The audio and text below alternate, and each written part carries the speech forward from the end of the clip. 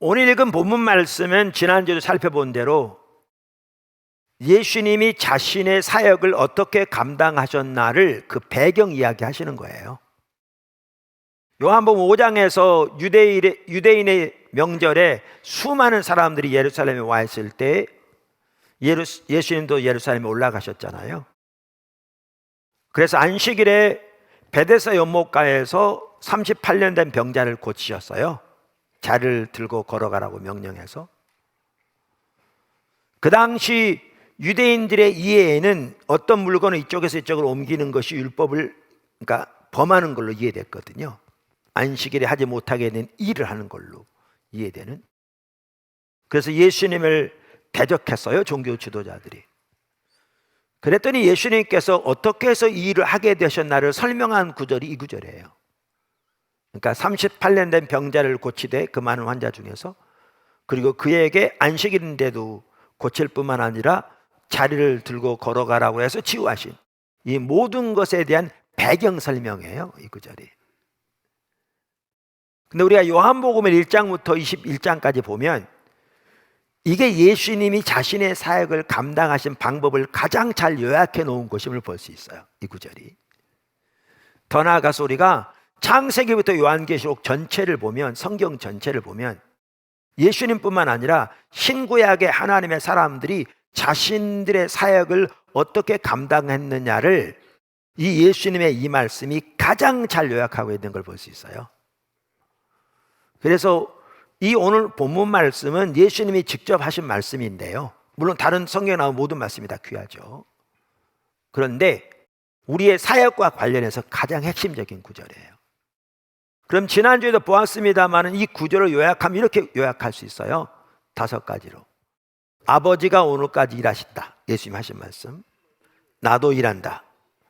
나는 스스로 아무것도 할 수 없다. 나는 아버지가 행하시는 것을 보고 그것을 행한다. 아버지가 아들을 사랑하셔서 아들에게 아버지 행하시는 모든 것을 보이신다. 사실 이게 이제 우리가 사역을 감당하는 방법이에요. 요대로 설명해 가도 돼요. 사실 하나님을 경험하는 삶은 요 상황으로 쭉 설명하고 있어요. 근데 저는 이것을 토대로 지난주에도 말씀드린 대로 우리의 사역을 이렇게 5가지로 요약할 수 있다, 이렇게 말씀드렸어요. 첫째, 사역은 하나님께서 자신의 일을 이루시는 것이다. 명확합니다. 성경에 나온 사역은 우리가 하는 일이 아닙니다. 하나님이 우리를 통해서 하시는 일입니다. 둘째, 하나님이 앞서가시면서 하나님의 행하심을 하나님의 사람들에게 보이신다. 하나님이 주도권을 잡으시고 하나님의 일을 이루시되, 하나님은 하나님의 사람들을 통해서, 때로는 안 믿는 사람들을 통해서도 하나님의 목적을 이루어 가시기를 기뻐하시거든요. 그래서 하나님이 인간을 창조하실 때부터 동역자로 인간을 창조하셨잖아요. 특별히 하나님의 자녀인 우리는 말할 것도 없죠. 그래서 그것이 하나님의 신비고 하나님의 사랑이다 말씀드렸는데, 하나님의 백성들을 하나님의 일로 동참시키기 위해서 하나님께서 하신 일이 뭐냐 하면, 앞서가시면서 하나님 행하심을 하나님의 사람들에게 보이신다라는 것이고요. 세 번째, 그러면 하나님의 사람들이 하나님의 행하심을 보고 온 삶으로 동참합니다. 네 번째, 하나님께서 하나님의 능력으로 그 일을 성취하시고, 그러면 5번째, 이런 과정을 통해서 하나님의 뜻은 이루어지고 우리는 살아계신 하나님을 경험합니다. 자, 그래서 지난주에는 이 중에 첫 번째를 살펴보았고요. 그 중에 두 번째, 하나님께서 하나님의 행하심을 우리에게, 즉 하나님의 사람들에게 보이신다, 그러면서 그 아래 작은 2가지를 살펴보았습니다. 작은 첫 번째는 하나님과 친밀한 교제가 관건이다 라는 걸 살펴보았고, 두 번째는 하나님이 주도권을 잡으시고 앞서가신다 라는 부분을 살펴보았습니다. 참고로 이 내용은 제가 쓴 기초성경 공부 3권에 있습니다. 자, 작은 세 번째, 그러니까 큰 두 번째가 뭐냐 하면 하나님께서 앞서가시면서 하나님 행하심을 하나님의 사람들에게 보이십니다 라는 것이 두 번째였고요. 그 아래 작은 세 번째, 하나님께서 앞서가시면서 하나님의 때에 계시하십니다. 그러니까 하나님 모든 걸 주도권을 잡으시고 앞서가십니다. 근데 하나님은 누굴 통해서 일하시기를 기뻐하신다고요? 하나님의 사람을 통해서, 우리를 통해서. 인간을 처음 창조하실 때부터. 그러면 우리에게 동참하도록 이 하나님의 일에 하나님 뭐 하시냐면 하나님의 때에 계시하세요. 우리에게 알리세요. 다시 말하면 계시하신다는 말은 성령으로 우리 마음을 열어 깨닫게 하신다, 그 뜻이에요. 계시하신다는 말. 그러니까 하나님의 성령께서 하셔야 우리가 알 수 있는 거죠. 우리가 공부한다고 되는 게 아니고 머리가 좋다고 되는 게 아니고 경험이 많다고 되는 게 아니고 하나님이 성령으로 우리의 마음을 열어 깨닫게 하셔야 가능한 거죠. 그래서 그걸 계시라고 그러거든요. 할렐루야. 하나님께서 계시하십니다. 근데 하나님께서 계시하시는데 아까 말씀드린 하나님을 경험하는 삶 참 귀한 책입니다. 거기에 보면 하나님께서 계시하시는 것을 크게 세 가지로 요약했어요. 이게 아주 중요해요. 그래서 제가 이렇게 말씀드리는 거거든요. 세 가지 요약했는데 그게 뭐냐? 하나님 자신, 그 다음 뭐라고요? 하나님의 목적, 그 다음 뭐예요? 하나님의 방법 혹은 하나님의 길. 이게 우리의 사역과 관련해서 왜 중요하냐면요, 우리 사역과 관련해서 물론 우리의 신앙 전반에서 말할 수 없이 중요하지만 우리가 사역과 관련해서 왜 중요하냐면, 그러니까 하나님을 경험하는 삶에 보면 하나님께서 계시하는 것을 세 가지로 이렇게 요약하고 난 다음에 이것을 계시하시는 목적이라고 그럴까? 그걸 이렇게 표현하거든요. 그분은 하나님 자신을 계시하시는 것은 첫 번째는 하나님과의 더 친밀한 교제 가운데 나올 수 있도록. 왜냐하면 우리가 하나님을 알수록 하나님을 더 사랑할 수 있거든요. 그래서 하나님과 친밀한 교제. 그 다음에 하나님 왜 계시하시느냐? 하나님 믿고 신뢰할 수 있도록. 그러니까 하나님이 앞서가실 때 따라가려면 믿음이 없이는 불가능하거든요. 그래서 우리 하나님을 아는 만큼 그분을 믿을 수 있으니까 하나님을 신뢰하고 따라올 수 있도록 하나님이 계시하신다. 물론 그 외에도 여러 가지 목적이 있겠지만 특별히 우리의 사역과 관련해서 이렇게 그분은 두 가지를 말해요. 그 다음에 하나님 목적을 계시하세요. 그 왜 목적을 계시하시느냐? 그 목적에 동참하도록. 목적에 동참하도록. 그분은 심지어 이렇게 표현해요. 하나님이 우리에게 하나님의 목적을 계시하시는 것은 그 일에 동참하도록 이미 초청하신 것이다. 그러니까 하나님이 하나님의 목적을 계시하시고 따로 그 일에 초청하도록 초청장을 따로 보낼 필요가 없다는 거예요. 하나님께서 성령을 통해 우리의 마음을 열어 하나님의 목적을 깨닫게 하셨다면, 이거는 이제 하나님의 목적을 계시하셨다고 표현할 수 있는데, 그렇다면 그 자체가 이미 하나님이 역사하신 거잖아요. 그럼 이것 자체가 하나님의 그 일에 동참하라고 이미 초청한 거다, 이렇게 표현해요. 그 다음에 하나님은 또 뭘 계시하신다고요? 하나님의 길을 계시하세요. 그 길로 행하도록, 순종하도록 계시하시죠.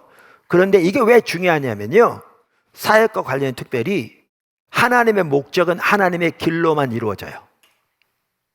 나중에 나올 텐데 하나님의 목적은 하나님의 방법으로만 이루어져요. 그러니까 이제 조금 이따도 예를 보겠지만 하나님께서 하나님의 목적을 보이신 다음에 네가 한번 열심히 해봐라 이렇게 하지 않으세요. 그러신 적이 없어요. 하나님께서 미디안을 물리치려고 기드온을 부르신 다음에 네가 한번 열심히 해봐라, 내가 도와줄게, 그렇게 안 하셨어요.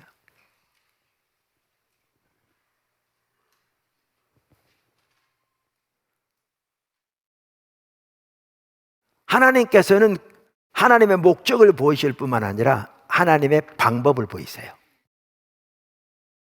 그래서 하나님께서 하나님의 때에 계시하시는데 이 세 가지를 그렇게 요약할 수 있어요. 잘했다고 저는 생각하거든요. 하나님이 세 가지를 계시하신다라는 것을 늘 기억하고 인식하고 있는 게 중요합니다. 아멘. 자, 그럼 여기에 아까도 말씀드린 대로 이번 설교는 좀 더 기본적인 걸 들어가 본다고 그랬잖아요. 다 안다고 간주할 것이 아니고. 그러면 여기에는 어떤 부분이 먼저 있느냐면요. 자, 하나님의 때에 계시하세요. 그럼 그 전에 우리는 어떻게 해야 되는데요? 우리는 당연히 지속적으로 하나님의 얼굴을 구하며 주님을 사랑하기를 추구하는 가운데 주님이 이미 우리에게 보이신 하나님의 뜻을 신실하게 섬기고 있어야죠. 할렐루야. 그러면 주님이 주님의 때에 어련히 알아서 계시하신다고요.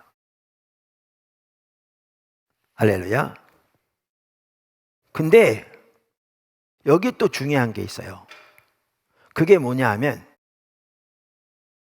하나님의 때에 우리에게 하나님 자신과 하나님의 성품과 하나님의 목적을, 그러니까 하나님 자신, 즉 하나님의 성품과 하나님의 목적, 하나님의 길을 계시하시는데, 하나님이 계시하실 때 우리는 그것을 알아들을 수 있어야 돼요.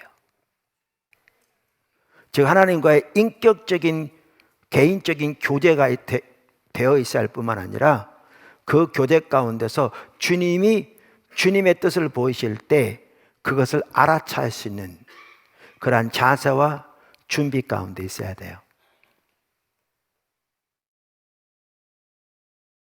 제가 왜 이거를 다 아는 내용, 때로는 반복적으로 나왔던 내용인데 상세하게 지금 살펴보느냐면요, 우리의 사역은 하나님의 행하심을 보고 동참하는 건데, 하나님은 주도권을 잡으시고 앞서가시면서 하나님의 사람들에게 그 일에 동참하도록 하나님 자신을, 하나님의 목적을, 하나님의 길을 계시하시는데, 성도들이 하나님과의 인격적인 관계 가운데서 그분이 말씀하실 때 그것을 들을 수 있는 자세와 준비가 되어 있지 않으면 이건 전혀 가능하지 않습니다. 전혀 가능하지 않습니다. 그러면 자기 생각대로 사는 겁니다. 기껏 해봐야 자기 교리대로 살고요, 자기 주관대로 살고요. 요즘 성도들은 성경적인 지식만도 별로 없으니까 뭐대로 살아가느냐? 전통적으로 내려오는 신앙관대로 살아갑니다. 몇 가지 종교적인 의식, 뭐 성수일 11조 그거 몇 개 잘하면 신앙생활 잘하는 걸로, 그리고 그거 잘하면 복 받을 걸로. 이게 하나님의 말씀이라고 그러면서 전혀 성경대로 안 합니다. 그러니 무슨 하나님 중심적인 사역이 가능하겠습니까? 가능하지 않죠.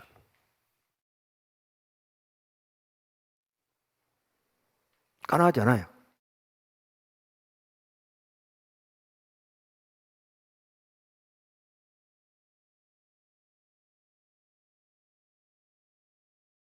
그래서 하나님께서 앞서가시면서 하나님의 때에 계시하신다 이 말 속에는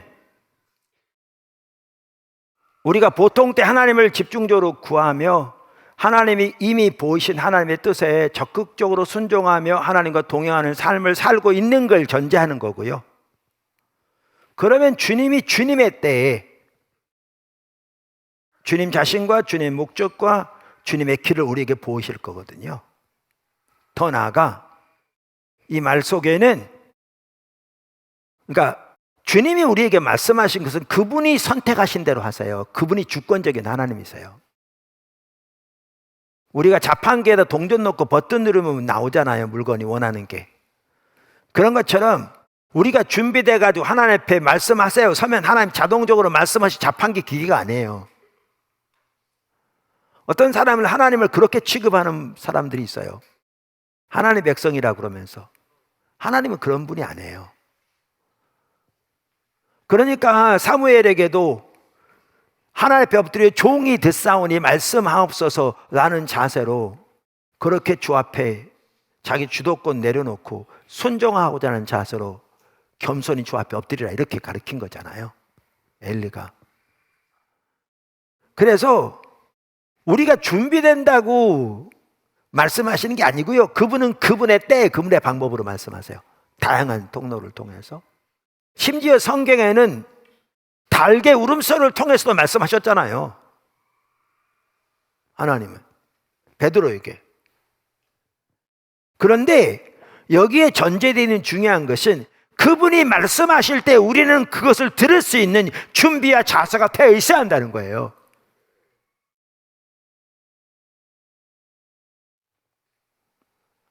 그분이 말씀하실 때 그것을 올바로 들을 수 있는 준비와 자세가 되어 있어야 한다는 거예요.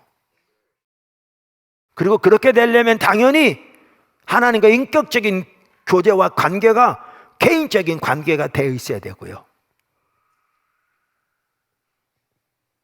당연히. 왜 너무 당연한 것 같은데 이 얘기를 반복적으로 하느냐? 너무나 당연한 얘기인데 그렇게 하지 못한 경우가 너무너무 많기 때문에요.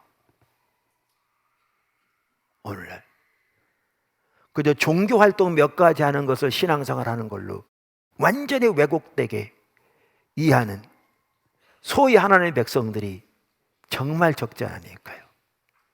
그러니까 사역이건 삶이건 하나님 따로 나 따라온 거죠. 다 내 생각대로 하는 거죠. 그러니까 주님의 뒷받침은 없는.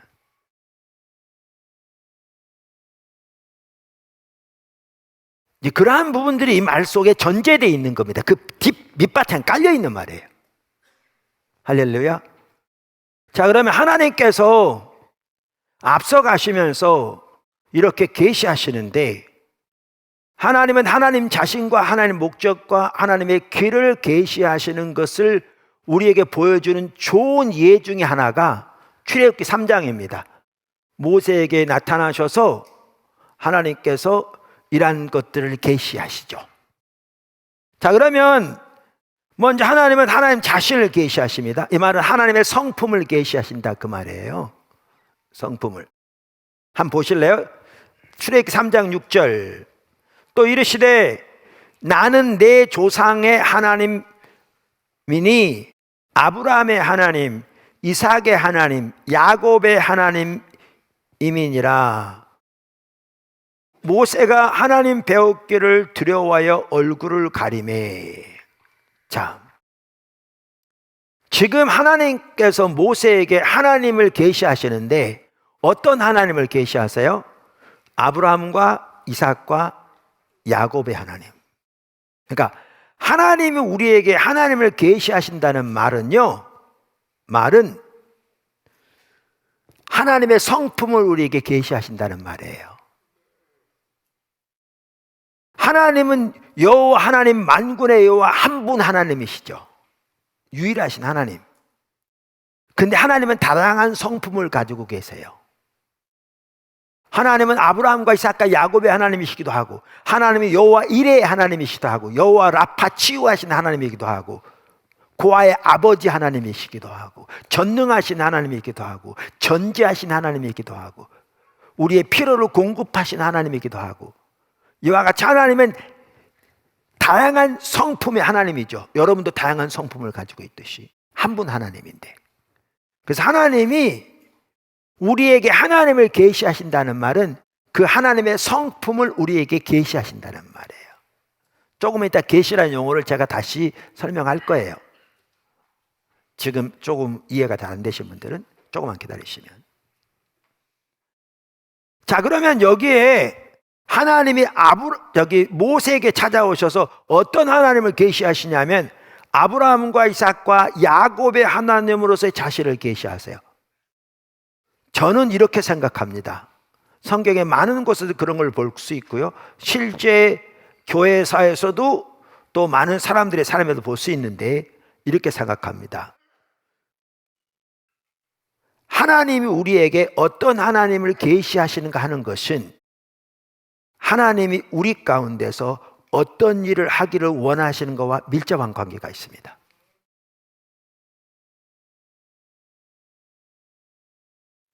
밀접한 관계가 있습니다. 그러니까 아까 하나님이 우리에게 하나님을 계시하신다는 말은 계시하는 목적은 우리 헨리 블랙카 목사님 아들 하나님과 더 친밀한 교제 가운데 나오도록 당연히 핵심이죠. 그 다음에 그분을 믿음으로 신뢰할 수 있도록. 그러면 그분이 앞서가실 때 우리가 지난주에 살펴본 것처럼 그분의 일은 우리 자원으로 할 수 없는 그분 사이즈의 일이거든요. 성경은 하나님 크기의 일로 우리를 인도하십니다. 왜? 그분의 이름을 드러내기 위해서, 그분의 영광을 드러내기 위해서. 우리가 우리 자원으로 할 수 있는 일들이 아닙니다. 그러니까 주님이 주도권을 잡으시고 앞서가실 때 우리가 순종하려면 뭐가 없이는 가능하지 않습니까? 믿음이 없이는 가능하지 않습니다. 그래서 믿음이 한 사람을 살펴봤잖아요. 근데 믿음이 없으면 가능하지 않는데, 믿음은 그저 하나님에 관한 교리를 믿는 게 믿음이 아니고, 그건 기초가 될지 몰라도 하나님을 아는 만큼 그분을 믿을 수 있거든요. 그러니까 하나님이 앞서가시면 사시는 일 중에 하나는 뭐냐 하면 하나님의 성품을 계시하십니다. 왜? 믿음으로 순종할 수 있도록, 믿음으로 따라올 수 있도록. 그래서 이러한 여러 가지 이유로 하나님께서 하나님의 백성들에게 그 하나님을 계시하실 때, 이 말은 하나님의 성품을 계시하실 때, 그것은 하나님이 그를 통해서 하시고자 하는 일과 밀접한 관계가 있는 경우가 많습니다.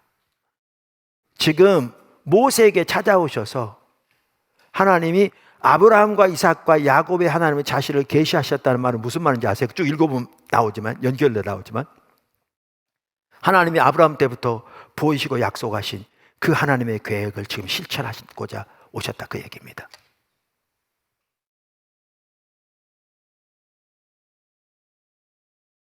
이런 일들을 아는 게 왜 중요하냐면요, 자, 애굽에서 나온, 이제 나중 일이지만 애굽에서 나온 이스라엘 백성들을 보십시오. 우리가 여러 번 살펴본 대로 하나님은 그들의 믿음을 훈련시키기 위해서 광야를 인도하셨거든요. 왜냐하면 광야는 하나님 외에는 의지할 것이 전혀 없는 곳이에요. 근데 여기 가봐야 우리가 하나님을 진정으로 신뢰하는지 아니면 다른 걸 신뢰하는지가 드러나요. 우리가 흔히 말하는 의지할 구석이 있는 한 우리는 하나님을 믿는다고 말할지 모르지만 실제로는 그걸 의지하기가 쉽거든요. 근데 그게 없어져 보면 우리가 진짜 하나님을 의지하는지 안 하는지가 금방 드러나게 돼 있어요. 그래서 하나님께서 왜 그들을 광야로 인도하셨냐면, 광야는 하나님 외에 의지할 것이 아무것도 없는 곳이에요. 그러니까 그들의 믿음이 적나라하게 드러날 뿐만 아니라, 그래서 그걸 시험하실 뿐만 아니라 동시에 그들의 믿음을 훈련시키기 위해서였어요. 훈련시키기 위해서요. 그래, 여기 보십시오. 모세 같은 경우에 하나님이 그에게 오셔서 아브라함이 하나님을 계시하셨고요. 그래서 아브라함 때부터 말씀하시고 약속하신 그것을 지금 이루러 오셨고, 그렇게 놀라웠게 이루셨고, 그 약속하신 대로 그들을 가나안 땅으로 지금 인도하고 계시고, 무엇보다 하나님의 친밀한 교제 가운데서, 그리고 그들을 하나님을 위한 한 백성, 반문화 대한사회 세울 계획으로 훈련시키고 계시잖아요. 이 거대한 하나님의 계획을 보았더라면 그들은 그들의 당면한 처지에서 태도가 달랐을 수 있어요. 근데 그들은 이 하나님의 계획을 전혀 알지도 못했고 알려고 생각지도 않았어요. 저들이 나를 원치 않았도다. 나는 너희를 애굽에서 인도내신 여호와니 너희가 입을 크게 열라 그리하면 내가 채우려 하였으나 저들이 내 목소리를 청종치 아니하고 나를 원치 않았도다. 하나님 찾으라는 얘기인데, 그러니까 그들은 이런 하나님의 원대한 계획과 하나님이 어디로 지금 인도하고 계시고 무슨 목적으로 이끌고 계신지를 전혀 깨닫지 못하고 뭐에만 초점이 있냐, 환경에만 초점이 있는 거예요. 그러니까 일이 잘 되면 할렐루야 하면 찬양하고, 다시 어려우면 원망 불평, 그리고 도와달라고 목에서 피가 나오도록 부르질지 모르지만 하나님의 의도는 전혀 알지 못하는. 오늘날 대부분의 성도들이 실제 그렇게 살고 있어요. 이스라엘 백성처럼. 자, 이렇게 아브라함과 이삭과 야곱이 하나님으로 계시하세요. 또 어떤 하나님을 계시하신가 보세요. 3장 14절에 나오는데요. 하나님이 모세에게 이르시되 나는 스스로 있는 자이니라. 또 이르시되 너는 이스라엘 자손에게 이같이 이르기를 스스로 있는 자가 나를 너희에게 보내셨다 하라. 자, 하나님이 모세에게 어떤 하나님을 계시하세요? 야훼 하나님으로 계시하세요. 이게 이제 야훼 하나님의 말이에요. 야훼 하나님. 야훼 하나님이라는 말은 하나님은 스스로 계신 분이라 그 말이에요. I am what I am, 영어로. 예수님이 오셔서 내가 곧 길이요 진리요. 그러니까 I am, I am, I am, I am, I am 이렇게 말했죠. 근데 하나님의 성품을 계시하시는 것은 하나님의 그를 통해 하시고자 하는 일과 밀접하게 관련되는 걸 볼 수 있습니다. 할렐루야. 그 다음에 하나님은 모세에게 하나의 목적도 계시하세요. 그게 이제 7절에서부터 9절까지 나와요. 뭐 길지 않으니까 읽어볼게요. 여호와께서 이르시되 내가 애굽에 있는 내 백성의 고통을 정령히 보고 그들의 감독자로 말미암아 부르짖음을 듣고 그 근심을 알고 내가 내려가서 그들을 애굽인의 손에서 건져내고 그들을 그 땅에서 인도하여 아름답고 광대한 땅, 젖과 꿀이 흐르는 땅, 곧 가나안 족속, 헷 족속, 아모리 족속, 브리스 족속, 히위 족속, 여부 족속의 지방에 데려가러 하노라. 이제 가라. 이스라엘 자손의 부르짖음이 내게 달하고 애굽 사람이 그들을 괴롭히는 학대도 내가 보았노니. 보세요. 뭘 계시하세요? 목적을 계시하세요. 그럼 목적을 계시하는 건 뭐라고요? 그 목적에 동참하라는 초청이라고요. 할렐루야. 그 다음에 16절부터 보면요. 기니까 제가 읽지 않겠습니다. 나중에 읽어보시면 16절부터 보면 하나님이 어떻게 하실 것을 구체적으로 말씀하세요. 하나님은 하나님의 목적을 계시하실 뿐만 아니라 하나님의 방법을 계시하세요. 이따도 나올 텐데, 나중에 나올 텐데 하나님의 목적만 보이고 하나님 방법이 보이지 않으면 계속 주님 찾아야 돼요. 하나님은 모세에게 내가 일하려고 그런다 하면 네가 열심히 해봐라 이렇게 하지 않으셨어요. 하나님 그렇게 하는 분이 아니에요. 아까도 말씀드린 대로. 하나님 목적이 보여도 우리 방법대로 하면 그게 인본주의예요. 우리 하나님 뒷받침이 없어요. 그래서 하나님은 하나님 자신을 계시하시고 그 다음 뭐라고요? 하나님의 목적을 계시하시고 그 다음에 하나님의 방법을 계시하세요. 오래전에요. 오래됐어요. 중국 사역 초기 같아요. 제가 중국에 있는 어느 큰 그 한인 교회에서 집회를 인도했어요. 그때 조선족 동포 목회자들을 위한 집회였어요. 그런데 일부 선교사님들이 비공식적으로 참석했어요. 그런데 거기를 방문하다가 소식 듣고 참석한 한국에서 목회하신 한 목사님이 참석했어요. 그때 사역에 대해서 아마 나누는 시간이었어요. 이 비슷한 내용들을 나눴어요. 그랬더니 그분이 쉬는 시간에 저한테 와서 이렇게 질문하더라고요. 쉬는 시간 했던 것 같아요. 그 수업 시간이니까 그 둘 중에 하나는 명확하잖아요. 이렇게 질문하더라고요. 그러니까 목사님, 그러니까 나는 목사인데 우리가 목사가 되려면 하나님의 부르심을 받아야 된다고 다 말하잖아요. 그럼 나는 하나님의 부르심을 받아서 목사가 됐어요. 그래서 목사 직책을 성실하게 하고 있어요. 그럼 나는 부르심을 받았기 때문에 그저 열심히 섬기면 되는 걸로 알고 있었는데 목사님 얘기는 그게 아니고 그러면 구체적으로 목적과 방법에까지 주님의 인도를 따라야 된다 이 얘기예요? 라고 나한테 묻는 거예요. 그래서 제가 정확하게 그렇다고 그랬죠. 원래 심지어 목사님들 중에서도 적지 않은 분들이 하나님께로부터 소명을 받았으면 이제는 신실하게 열심히 하면 그게 하나님 뜻이라고 생각하는 거죠. 자, 큰 세 번째. 큰 세 번째가 뭐라고 그랬습니까? 하나님의 사람들이 하나님의 행하심을 보고 온 사람으로 그 일에 동참합니다. 그러니까 하나님이 주도권을 잡으시고 일해 가시는데 하나님은 하나님의 사람들을 통해서 일하시기를 기뻐하시기 때문에 하나님의 사람들이 하나님의 행하심을 보이십니다. 다시 말하면 계시하십니다. 하나님의 목적, 하나님의 길, 하나님의 방법을, 하나님의 때. 그러면 하나님의 사람들은 이때 하나님의 행하심을 보고 어떻게 해요? 그 일에 온 사람으로 동참합니다. 그게 이제 세 번째인데 여기 아주 중요한 게 있습니다. 작은 첫 번째, 아버지의 일이 내 일인 자세.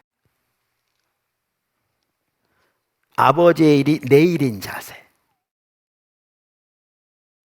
그러니까 예수님 보세요. 아까 요한복음 5장에 보면 아버지가 오늘까지 일하신다. 이 말 속에는 모든 사역은 하나님의 것이라는 분명한 인식이 들어있고요. 그리고 하나님은 여전히 주도권을 잡으시고 일하고 계신다는 확신이 그 속에 들어있는 걸 볼 수 있습니다. 나도 일한다. 이걸 보면 예수님은 아버지가 행하신 것을 보면 어떠한 대가를 지불하고라도 어떠한 반대를 무릅쓰고라도 그 뜻이 이루어지도록 그 일에 동참하고자 하는 분명한 결연한 의지가 거기 들어있습니다. 이게 예수님입니다. 우리에게 이게 필요하거든요.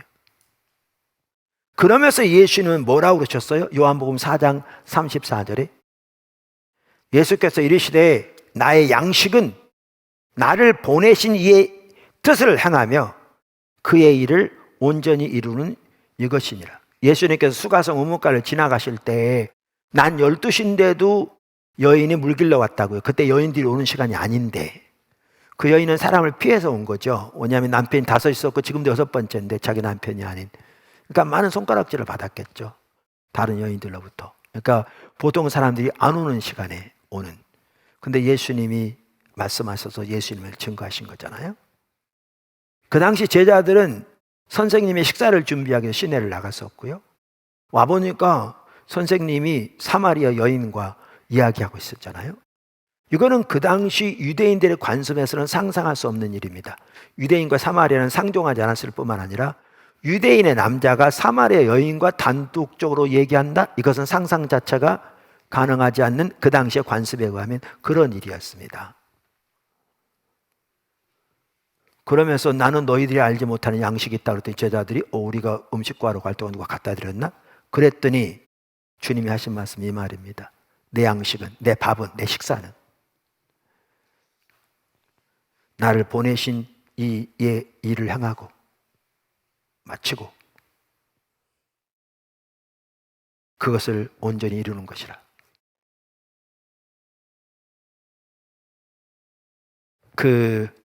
이제 우리가 주님을 집중적으로 찾고 따라가다 보면 이런저런 신앙적인 체험을 하잖아요. 우리 신앙은 실제이기 때문에 체험은 당연한 겁니다. 체험이 말씀보다 앞서면 신비주의가 될 수 있어요. 근데 말씀만 있고 체험만 없으면 죽은 정통주의죠. 교리만 남은 거죠. 그러니까 우리가 하나님의 말씀의 토대에서 올바로 하나님과 동행하는 삶을 살면 당연히 우리 삶 속에 하나님을 경험하는 게 당연히 있게 돼 있어요. 그러니까 하나님을 경험적으로 하는 게 당연히 포함되는 거죠. 아브라함도 하나님을 경험적으로 알았고 모세도 알았고 예수는 말할 것도 없고 초대교회도 그랬고 교회 역사에도 하나님의 귀한 사람들을 다 삶에서 경험적으로 하나님과 동행하는 삶을 살았죠. 할렐루야. 그러니까 말씀만 있고 경험이 없다면 그것도 잘못된 거고요. 말씀은 없고 경험만 있다면 그것도 심각한 거죠. 균형이 필요한 거죠. 조화가 필요한 거죠. 근데 이렇게 하나님을 집중을 찾는 가운데 체험이 나름대로 있는데 저는 처음에 어떻게 생각했냐면 누구나 각자 주님을 따라가다 보면 이런저런 체험들이 있는 거죠. 그래서 그것은 당신의 체험이고 나는 내 체험이고 뭐 그것이 기준은 아니니까 각자 주님을 경험하는 감사할 일들이니까 감사로 나가는 그렇게 생각했어요. 근데 저 같은 경우에 여러분도 그런 부분이 많이 있겠지만 보면서 주님이 주님의 길을 가르쳐 가시는 부분이 있더라고요. 경험을 통해서. 저를 위해서 또 제가 가르치는 사람들을 위해서. 지금은 또 포도나무교회 초기니까 거의 30년 됐어요. 저는 맨날 똑같은 얘기만 하잖아요. 30년 됐는데 그때는 모든 기도의 성경 공부를 제가 다 인도했어요. 뭐 교회도 자꾸 하니까요. 한 번은 철학기도 하는데 이사야서 9장을 그 찬양으로 바꿔서 하나님께 드리는 혹은 예수님께 드리는 찬양이 있어요. 예수의 이름은 참으로 놀랍네. 그래서 마지막 부분이 영원히 계시는 아버지, 그러니까 영존하시는 아버지라는 구절이 나오잖아요. 그 찬양을 드리는데 영원히 계시는 아버지 이 부분에 우리 반복적으로 드리면서 이르렀을 때 하나님이 나의 아버지라는 사실이 선명히 인식되더라고요. 저 어렸을 때 교회 다녔고요. 저 고등학교 2학년 때 폐결에 걸려서 근본적으로 거듭났고요. 고등학교 3학년 때 주의 종으로 부름을 받았고요. 당연히 하나님이 저의 아버지라는 사실을 알고 있었죠. 근데 우리가 이미 여러 번 살펴본 것처럼 하나님께서 마음문을 열어 하나님이 나의 아버지가 되신다는 사실을 선명히 깨닫게 하신 거죠. 계시의 3단계. 아버지로서 하나님을 더 깊이 알게 하신 거죠. 그 선명히 보여지면서 저희 육신의 아버지는 그 당시에 돌아가신 지 오래됐는데 육신의 아버지에 대한 생각이 자꾸 이렇게 떠오르더라고요. 그러니까 이걸 내려놓고 하나님이 나의 아버지라는 사실을 붙들기 원하는, 육신의 아버지는 귀한 분이셨지만 연약한 부분도 당연히 있었죠. 제가 그렇듯이 모두가 그렇듯이. 근데 우리 하나님 아버지는 영원히 거룩하시며 영원히 사랑하시며 근데 전능하시며 그러나 우리 함께 하시는, 근데 그분이 나의 아버지가 되시는.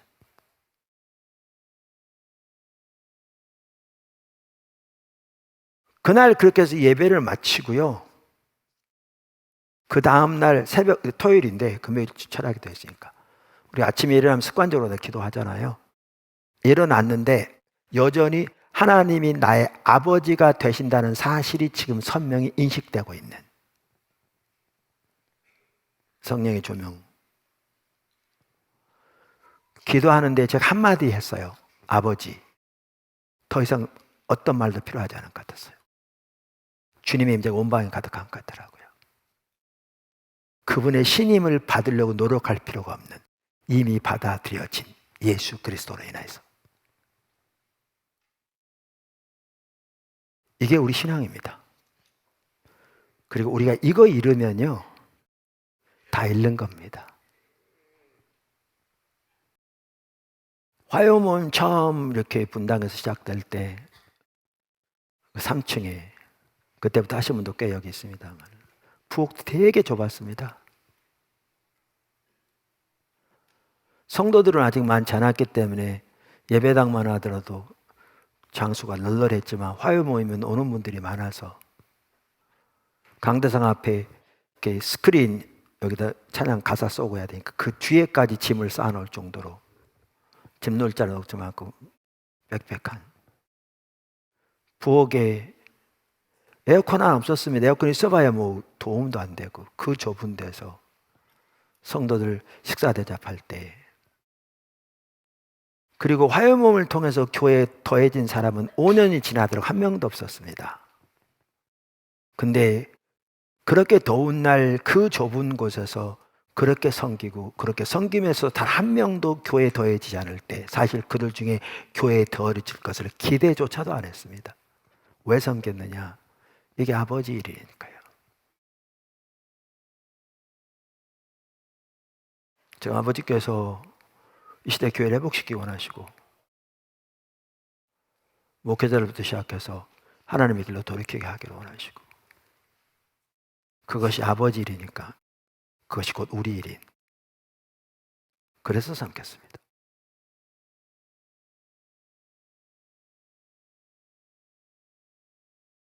지금은 그때에 비하면 교회가 많이 성장하고 또 하나님께서 이런저런 다양한 사역들을 향하고 계실지 몰라도 우리가 그 자세를 잃는다면 우리는 하나님에게서 멀리 떠나는 겁니다. 떠난 겁니다. 하나님의 행하심을 보고 온 사람으로 동참하는 삶, 그 전에 우리에게 아버지리 내일 된 자세가 반드시 있어야 합니다. 이렇게 예수님이 가지고 있었고 우리가 가져야 할 삶입니다. 그 은혜가 회복됐으면 좋겠습니다.